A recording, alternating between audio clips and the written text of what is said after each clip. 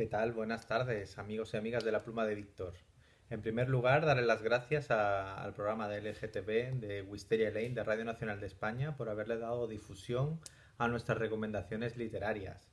¿Vale? Aquí siempre habrá un espacio para la diversidad y para la tolerancia. Y si viene desde los libros, pues aún mejor. Así que, bueno, pues vamos con el tema de hoy. El otro día estaba leyendo un Twitter de un escritor español hablando de que se había romantizado demasiado el campo, ¿no? De que se había eh, puesto un poco demasiado romántico la vida en el campo bucólica en comparación con la vida en la ciudad. Pero que por poco que leyeras, pues se veía que las condiciones eran un poco horribles y que había una razón por la cual la gente salía huyendo del campo a la ciudad. Todo esto viene también por el ensayo de Sergio del Molino que se llama La España vacía. La España vacía es un interesantísimo ensayo sobre las causas sociales, sentimentales, del por qué el centro de España se despobló a partir de los años 60 y quedó esa España vacía que antes estaba poblada y ocasionando pues eso, lo que como es España, ¿no? Digamos que la cantidad de población que se acumula en las esquinas y solo en el centro de la península. Entonces esto me ha traído a la imaginación que podríamos llamar a esta recomendación de hoy campo bueno, campo malo. Es decir, ahora que estamos encerrados y soñamos con andar sobre verde, los que vivimos en las ciudades, y estamos todavía encerrados, como esta Barcelona de la fase cero que no termina, pues se me ha ocurrido pensar y imaginar también libros que se desarrollen en el campo, pero sin tender a la nostalgia bonita y al olor al pan como si todo fuera un episodio de Heidi. Entonces, he cogido, y esta es un poco la apuesta o lo que os propongo hoy, a tres autores españoles que han sabido describir por una parte este campo bueno y por otra parte este campo así agrio, agreste, agresivo, duro y muchas veces cruel. Vale, pues sin más dilación, como dicen los cursis, vamos con el primero, que no es otro que nuestro premio Nobel de Cela, Camilo José Cela. Ya hemos quedado en otros vídeos que ya sé que a muchos no os gusta. Ya sé que a muchos, por un tema ideológico, pues os cae mal. Pero el señor Cela, señoras y señores, escribía como Dios, al menos en mi modesta opinión. Entonces, ¿cuál fue el campo bueno de Cela y el campo malo de Cela? El campo bueno de Cela, en el que él supo realmente mostrar, digamos, una imagen de la Castilla heredera de Machado, viene con Viaje a la Alcarria, que es un viaje que él hace por la Alcarria de Guadalajara y alrededores. Entonces, espero no equivocarme, ¿vale? Porque yo soy más del sur que del norte o del centro, pero en Viaje a la Alcarria, Cela desgrana, digamos, la parte humana, la descripción de ambientes y es, en palabra de muchos, una de las grandes razones ese libro de por qué se le otorgó el Nobel de Literatura.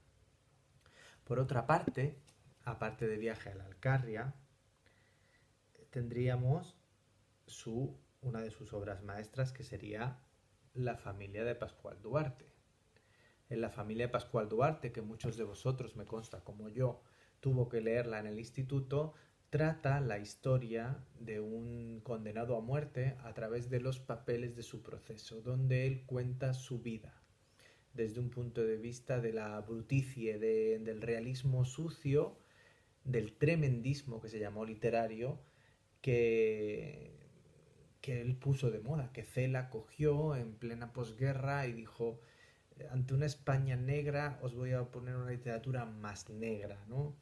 Y a partir de explicar, digamos, lo más tremendo, lo más descarnado, pues lograr que se viera la parte humana de las personas. En este caso, pues la vida de ese pobre desgraciado condenado a muerte que era Pascual Duarte. Su, bueno, hay escenas maravillosas como la del perro y la escopeta, o la del niño que le come las orejas el cerdo. Es decir, es un libro destinado a ser un clásico. Es un libro tan diferente, tan rompedor, que es verdaderamente, por una parte, una imagen desgraciada y descarnada de la vida en el campo y el analfabetismo y muchos males que aquejaban al campo. Y por otra parte, la creación y el estudio de una persona buena destrozada por el ambiente. Esto sería en el caso de Cela, ¿no? Cela tiene ese poder, ¿no? Ese poder el poder de generar belleza literaria en Viajar al Carria y el poder de destrozarla en la familia Pascual Duarte. De aquí pasamos a alguien mucho menos radical, que es mucho más querido y apreciado, aunque no tan leído como dicen, que es Miguel Delibes. ¿Por qué no es tan leído? Pues digamos que a Miguel Delibes le faltaba para ser una estrella, pues la parte del carisma, porque el talento literario lo tenía. Entonces, ¿qué pasa con Miguel Delibes? Pues que era un abuelete, cazador, con su gorrito, con su escopeta. Y escribía libros llenos de emoción.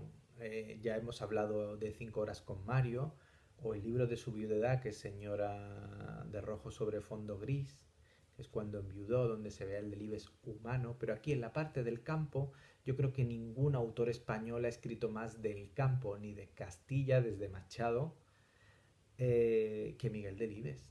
Entonces, ¿qué Delibes es el campo bueno y qué Delibes es el campo malo? En Delibes es, digamos, el autor donde tú te lo podrías pensar, pero realmente el Delibes del campo bueno, del campo mirado con nostalgia como un paraíso que se pierde, sería El Camino, ¿no? Es la historia de ese Daniel el Mochuelo que pasa sus últimas horas recordando qué se va a perder del pueblo. Y, y ¿cuál es el Delibes del campo malo? Pues el Delibes del campo malo, no es por dar pistas, pero está claro que del Delibes donde Delibes denuncia los males del campo, en este caso el campo extremeño, es Los Santos Inocentes, donde plantea la historia de una familia de desgraciados, de personas que no han tenido acceso a nada y que viven en un régimen de semiesclavitud. Tener en cuenta pues el personaje que interpretó Paco Raval, del pastor Azarías, o Paco el Corto, que hizo Alfredo Landa en esa gran película de Pedro Lea, que les valió el premio de interpretación de Cannes, merecidísimamente, y que logra transferir a la pantalla, digamos, la crueldad con la que Delibes denunció esas situaciones. Delibes también tiene el tema de las ratas, el diario de un cazador. Delibes siempre anda entre el campo que adora y el campo que denuncia, ¿no? En ese sentido, pues es un autor que hay que leer realmente porque realmente desgrana, y yo creo que es una lectura maravillosa a partir de los 35 años. Delibes realmente yo creo que se les saca partido a partir de los 35 años. Aquí tengo pues su primera novela.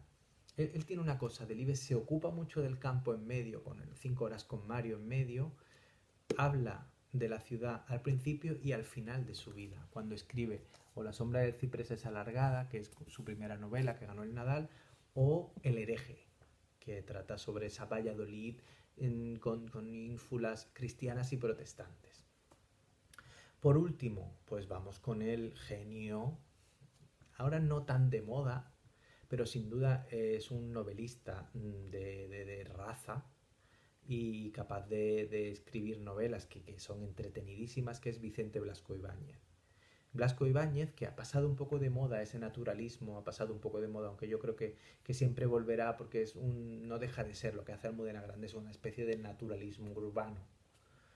Y yo creo que Blasco Ibáñez describió como nadie fenómenos. Siempre a Blasco Ibáñez lo que le pasaba es que la literatura era uno solo de sus intereses, ¿no? Quizás si hubiera puesto todo el carne en el asador de la literatura, hubiera tenido éxito, aunque éxito tuvo muchísimo por ser, fue el primer autor de bestseller, digamos, de la guerra, con Los Cuatro Jinetes del Apocalipsis, fue, digamos, una novela que Hollywood compró en sus inicios y que creó pues una obra maestra, ¿no? En una película con Rodolfo Valentino, primero en mudo y luego en sonoro. ¿Cuál es el Blasco Ibáñez? Blasco Ibáñez era un valenciano de pro que estaba enamorado del paisaje humano y del paisaje natural de la albufera valenciana. Entonces, él hace en dos libros cuál sería la albufera buena y la albufera mala, ¿no? La albufera que tiene un punto de romanticismo, de declive, de segunda oportunidad, que es la Cañas y Barro de Tonet y de toda su familia que ha heredado y que tiene esa vida entre el campo, el mar, el sol e intentar sobrevivir, que es lo que ocurre en Cañas y Barro, hasta que se enamora. Entonces, digamos que a través de argumentos, digamos, de la novela tradicional, él logra también hacer un mosaico, ¿no? Natural. Y por otra parte estaría el campo malo, la barraca. En la barraca, la muerte, la envidia, el odio, anidan en esa vida de gente que sufre bajo el poder del arrendatario de las tierras.